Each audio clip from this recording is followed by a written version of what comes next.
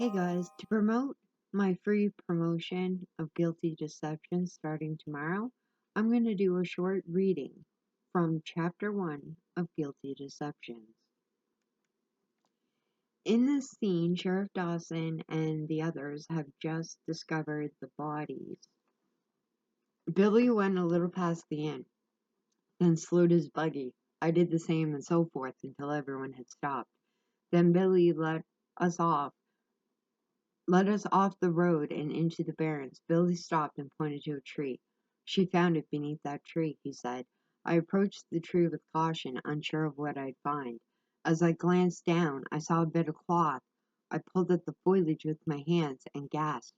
The skeleton remains are wearing a moth-eaten black alpaca dress and heavy tweed cape. Her hair, braided in a knot, styled in a waterfall, still attached to her skull. A straw hat lay a few inches above her head, and she was grasping a silver locket around her neck. What a bolt from the blue, Dr. Knox said, his eyes like coins. Female. I can only wish I was the one who made the next discovery, but it was Edward, who, for reasons unknown, decided it's a good time to back up, trip, and fall to the ground.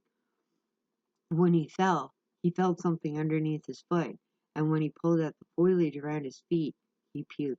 This caught my attention, and I glanced at him, my brow furrowed.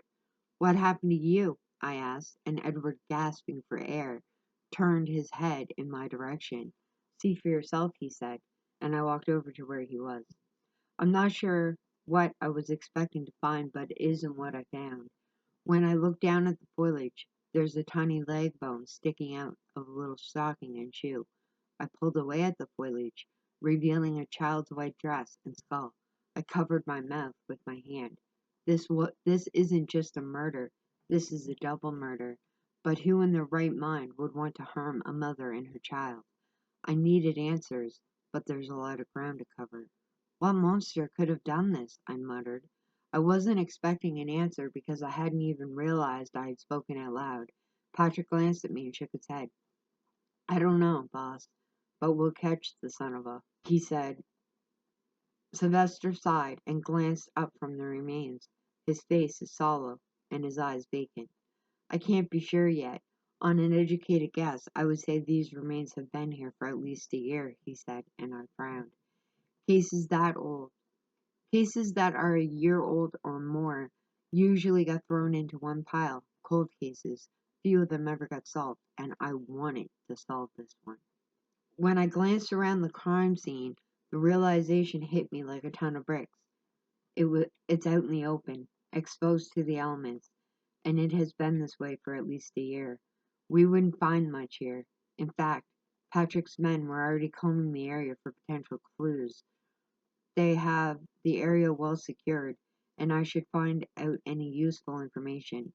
The biggest question I had in my mind was what was a mother and child doing way out here in the barrens? But it hit me. She wasn't alone. She came out here with someone she trusted. I needed to find out if there were any missing women from the area. Billy stood alone on the edge of the barrens. I walked over.